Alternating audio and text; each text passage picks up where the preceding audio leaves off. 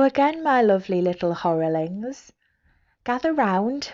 Mama's got some more stories to tell you tonight.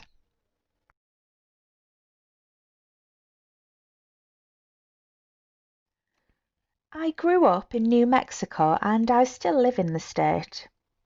My whole life I've heard stories about skinwalkers, and I consider myself to be somewhat knowledgeable on the subject.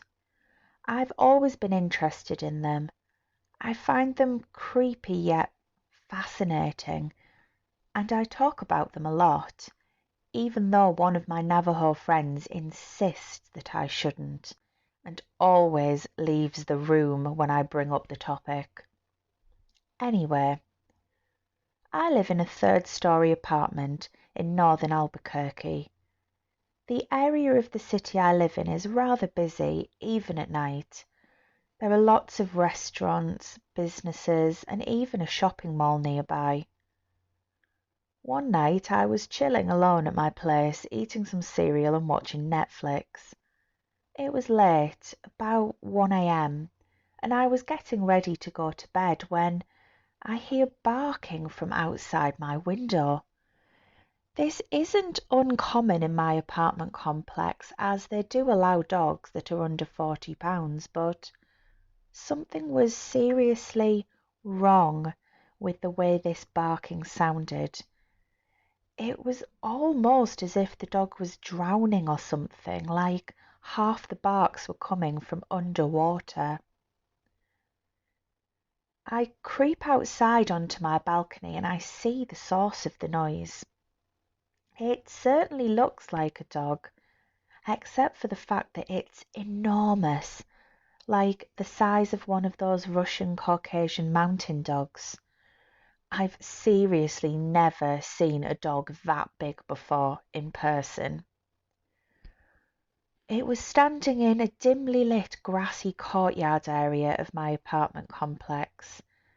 The lights are this dull yellow and the bulbs are really old, so I couldn't really make out fine details of this animal. All I could honestly tell is that it was really big, really furry, and that it seemed to be pointed in my direction. When I stepped out onto my balcony, the barking immediately stopped. I stared at the dog for a while, and it almost seemed like it was staring right back at me. We stayed like this for maybe 2 minutes or so when I hear a loud honk from a car on the nearby highway. At this point, the dog stands up on its hind legs and sprints off towards the small arroyo near my complex. It was honestly extremely terrifying. Of course, my first thought is that I've just witnessed a skinwalker. The only thing is that I've never, ever heard or read about skinwalkers being in such a busy city or urban area. The scariest thing is that my Navajo friend has always told me that I need to stop talking about skinwalkers because that attracts their attention. So now I feel paranoid. Does anyone have any thoughts or advice?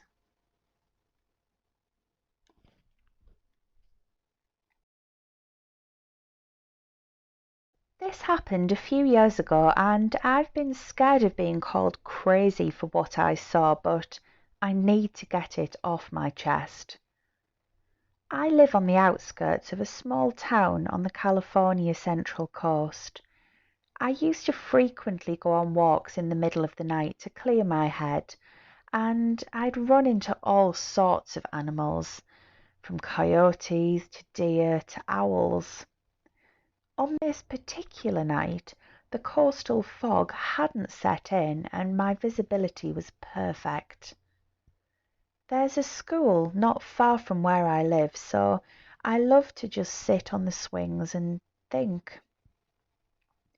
I saw what I thought were two deer on the field and ignored them for the most part.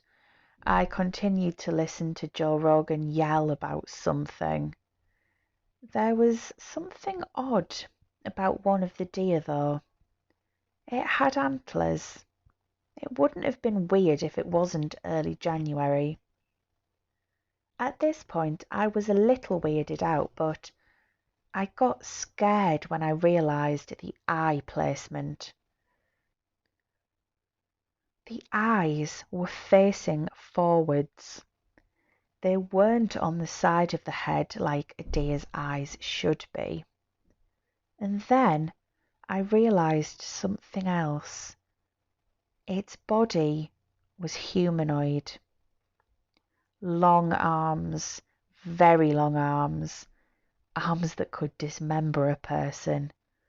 A slender torso and powerful, lengthy legs. I wasted no time running. I ran the complete mile back to my house and I didn't stop for anything. I got home and prayed. I don't know if I saw a demon or a perversion of nature, but I know it shook me to my core. The closest thing I've read about that remotely resembles what I saw is the Wendigo, but from what I know, that's on the other side of the continent. Thank you for listening, my lovely horrorlings. I hope that you enjoyed tonight's stories and that they won't cause you too much trouble getting off to sleep. Remember to subscribe and hit the notification bell to find out first about more videos just like this one. Sweet dreams!